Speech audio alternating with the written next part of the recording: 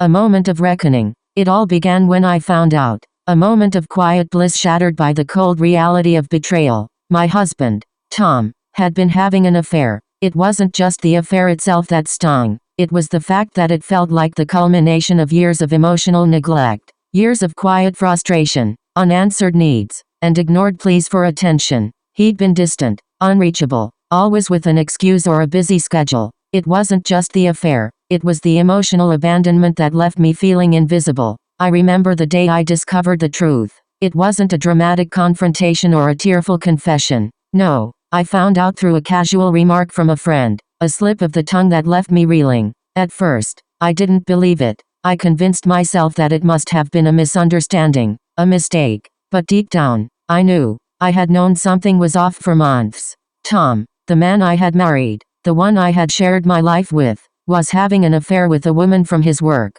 Her name was Clara, and she was everything I was not: young, free, and bold. They had been seeing each other for months, and I had never suspected a thing. The realization hit me like a ton of bricks. He had been lying to my face, making excuses, all while building a secret life with someone else. He had chosen her over me, over the family we had built together. I was devastated, of course, but somewhere, in the depths of my pain, there was a spark of something else: rage, and a sudden, overwhelming desire to feel empowered. I had been the loyal wife, the one who held the marriage together, but now I felt like I had lost everything, except for the will to fight back. At first, I thought about confronting him. I could have walked into the house, looked him in the eye, and demanded answers, but that didn't feel like the right move. Confrontation might have satisfied my anger, but it wouldn't bring me the one thing I craved most: control. No, I needed to do something that would make me feel alive again, something that would take away the power he had stolen from me.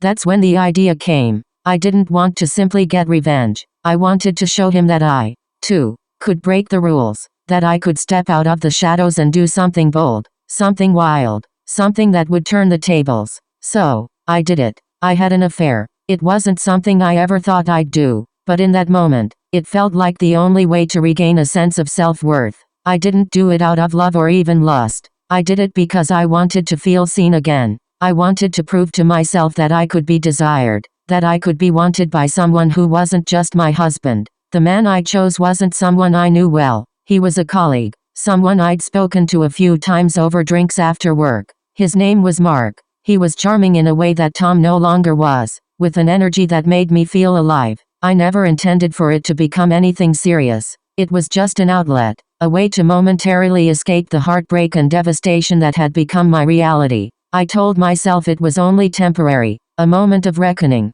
a single act of rebellion to regain my sense of power. At first, it worked. For a brief moment, I felt a rush of excitement. The weight of the betrayal I had suffered seemed to lift with every secret meeting, every stolen kiss. The thrill of doing something forbidden, something that I could keep hidden from everyone, gave me a sense of freedom I hadn't felt in years. But the excitement faded, and what I was left with was a complicated web of lies. Each time I met Mark, I had to lie to Tom, pretending everything was fine, pretending that I was still the wife he expected me to be. It was exhausting, but it gave me a twisted sense of control over my own life. I was no longer the innocent party in this marriage. I was actively participating in the chaos, just like he had. Eventually, Tom found out. It wasn't because I confessed. No, I never planned on telling him. But, as with most secrets, it eventually came to light. He had been suspicious for weeks, and one night, after a particularly heated argument, I finally admitted it, almost reluctantly.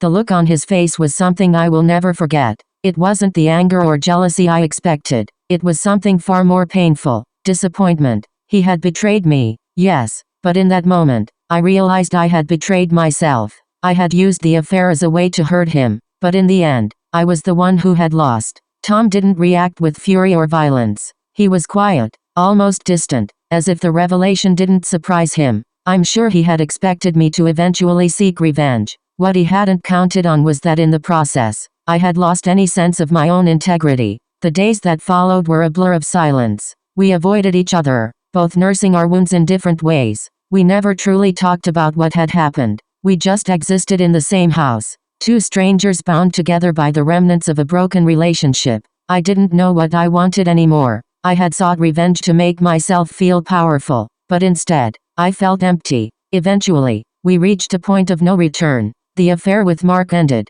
It had served its purpose, but it wasn't a solution. It was a symptom of something far deeper. I didn't want to be the person who retaliated in anger. I didn't want to be the one who mirrored the betrayal. Tom and I ended our marriage not long after. There was no dramatic closure, no final catharsis. We simply let go. Maybe we both needed to grieve, separately. Maybe we needed to heal, to rediscover ourselves beyond the roles we had played in each other's lives. In the end, I learned a painful truth. Revenge doesn't heal wounds. It only deepens them. It wasn't Tom's affair that broke me. It was my own response to it. Trying to hurt him in return didn't undo the damage. It only created more of it. Now, I'm focused on healing. It's not an easy road, but it's the only one that leads to peace. I don't need to hurt anymore, and I don't need to prove anything to anyone. I've learned that the most powerful thing I can do is forgive myself. The weeks following the end of my marriage were a blur of conflicting emotions. I thought that by retaliating, by showing Tom that I could hurt him just as he had hurt me,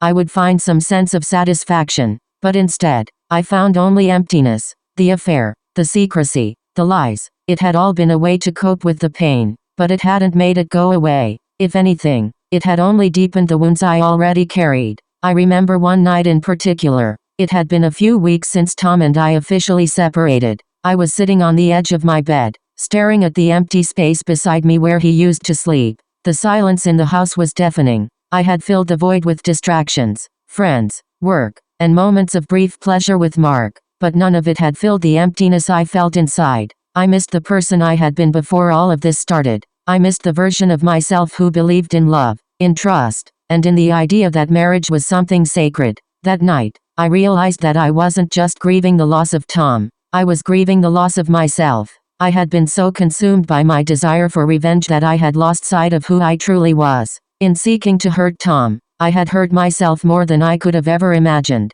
I wasn't the person who cheated, who lied, who manipulated. That wasn't me. And yet, there I was. I needed to change. I needed to find myself again. The first step was admitting to myself that I had allowed my pain to drive me to a place I didn't recognize. It wasn't easy. There was a lot of self-loathing at first. How had I become someone who would betray her own values? How had I let myself be reduced to this petty, vengeful person? But then, slowly, I began to understand. The affair, the anger, the need for retaliation, they were all rooted in fear. Fear of being unloved, fear of being unseen, fear of being discarded. Tom had hurt me, yes, but it was my own insecurities that had allowed me to spiral into a desperate need to prove something to him. I wasn't just trying to get back at him. I was trying to prove to myself that I was worthy, that I was capable of being desired, of being loved. I wanted to feel like I mattered. I started seeing a therapist. I wasn't sure where to begin,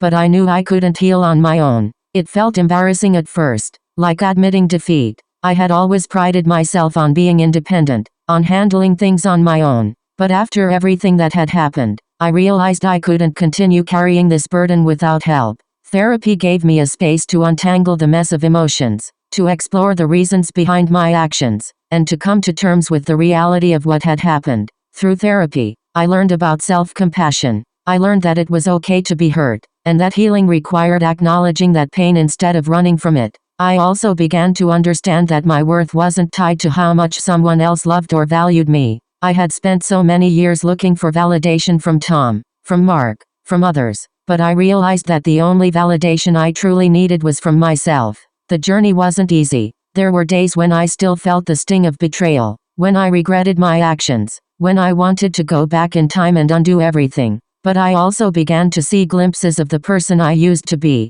strong, confident, and capable of creating her own happiness. Meanwhile, Tom and I stayed mostly out of touch. There were moments when we spoke, usually about logistics or the few remaining things we needed to settle. But there was no bitterness, no angry words exchanged. We had both been through too much. We had loved each other once, but love wasn't enough to keep us together when we had grown so far apart. Eventually, we agreed that it was best to divorce. There was no dramatic courtroom battle or shouting match. We signed the papers quietly, each of us moving on in our own way. And though I felt a sense of relief, I also felt sadness. It was the end of something that had once meant everything to me. It was the end of a chapter I had never planned on closing. As time passed, I learned how to be alone again. I started doing things that made me happy, things I had put off for years. I took a painting class, something I had always wanted to do but had never made time for. I went on solo trips, traveled to places I had always dreamed of visiting.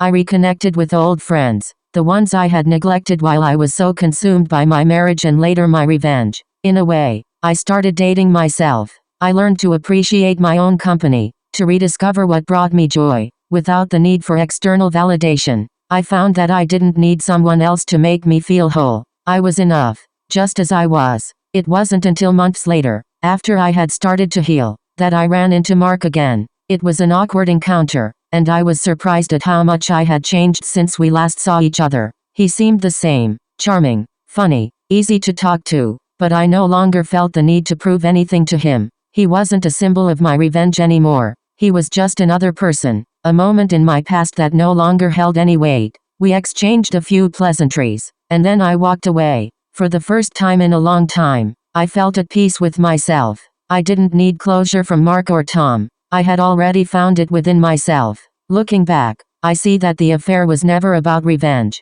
It was about reclaiming my sense of worth. It was about rediscovering who I was outside of the roles I had played in my marriage. But in the end, I realized that true healing comes from within, not from hurting others or seeking revenge. It comes from letting go of the past and learning to love yourself, flaws and all. Months had passed since the divorce, and life had slowly begun to settle into something resembling normalcy, though it was a new kind of normal, one where I was learning to live for myself rather than for someone else. It wasn't always easy. There were days when I still missed the idea of what my life with Tom had been, the hopes and dreams I had invested in that marriage, only to see them dissolve. But as time went on, I began to feel the weight of those years lift. I could breathe again, and with each passing day, I grew more confident in the decisions I had made, including the choice to leave Tom and the choice to let go of the anger that had once fueled my every action. I no longer needed revenge to validate my worth. I had finally learned to stand on my own 2 feet, to walk through life with my own power.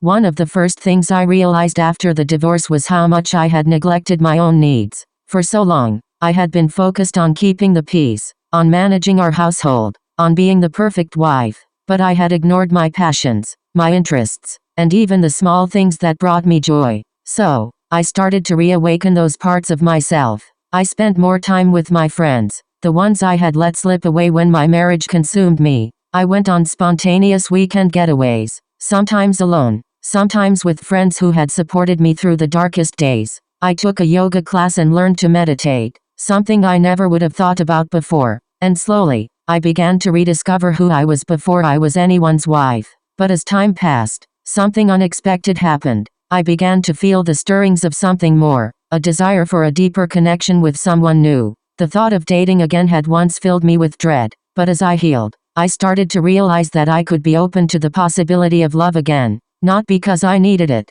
but because I wanted it. I took my time, though. I wasn't in a rush to fill the emptiness that had once consumed me. I didn't want to enter another relationship out of fear or loneliness. I had to be whole first. I had to be comfortable with being alone before I could be with someone else. And then, one day, I met him. His name was Ethan. I met him at a mutual friends gathering. He was kind, grounded, and easy to talk to. There was no immediate spark, no fireworks, but there was something real about him, something steady and genuine. We talked about everything and nothing, and for the first time in a long time, I felt at ease in someone's presence. It wasn't the chaotic, passionate chemistry I had felt with Tom or even with Mark. It was a calm, comforting connection. We exchanged numbers, and over the next few weeks, we went on a few dates. He listened intently when I spoke about my past, and he didn't judge me. He didn't expect me to be perfect, and I didn't expect him to be. We had both lived lives that weren't without pain, without mistakes. But what made me feel different with Ethan was that he wasn't trying to save me, nor was I trying to save him. We were two people, simply getting to know each other. There was no rush, no need for validation. I wasn't dating Ethan to fill a hole in my life. I was dating him because I genuinely enjoyed his company, and I appreciated the connection we shared. Slowly, our relationship deepened. I found myself opening up in ways I hadn't in years, but this time, I did so freely. I wasn't hiding behind the walls I had built after Tom's betrayal. With Ethan, I felt safe, respected, and understood. But despite how much I was enjoying this new chapter, there was always a part of me that hesitated. The shadows of my past still lingered, especially in my fears around vulnerability. I had been burned once, and the thought of trusting someone again was daunting. I couldn't help but wonder, what if this, too, ended in betrayal? What if I was opening myself up to another heartbreak? One evening, after we had been dating for a few months, I was sitting with Ethan on his couch, curled up with a glass of wine. We had been talking about everything under the sun, and for the first time, I felt like I was fully myself. There was no pretension, no fear of judgment, just the two of us, two imperfect people finding their way through the messiness of life. Ethan looked at me thoughtfully. I know you've been through a lot, he said gently, and I don't want to rush you, but I also don't want you to feel like you have to hold back with me. You can be yourself, completely. I'm not here to fix you or rescue you. I just want to get to know you, everything about you. And that's when it hit me. For the first time in a long time, I felt like I could truly be me without fear of rejection, without feeling like I had to be perfect or measure up to someone else's expectations. With Ethan, I didn't feel the need to prove anything. I didn't need to act strong or independent just to protect myself. I could simply be vulnerable, and that felt like the most freeing thing in the world. I knew then that I wasn't healing for someone else. I wasn't healing to make up for the past. I was healing because I deserved it. I was healing because, in the process, I had become someone worthy of the kind of love I had always wanted. Ethan was the kind of person I had needed all along. Not someone who could fix me, but someone who could accept me, scars and all. He wasn't the answer to my pain. He wasn't the closure I had been searching for. He was just another part of my journey, and I didn't need him to be anything more than that. We took things slow, savoring each moment, and for the first time in a long time, I allowed myself to be open to the possibility of a future, not because it would fix me, but because it was simply a continuation of the work I had already done. I didn't need a perfect love to heal. I needed to love myself, to understand that I was worthy of being loved for who I was in all my imperfect glory. I didn't know where Ethan and I would go, or what our future would look like, but for the first time in years, I was okay with the uncertainty.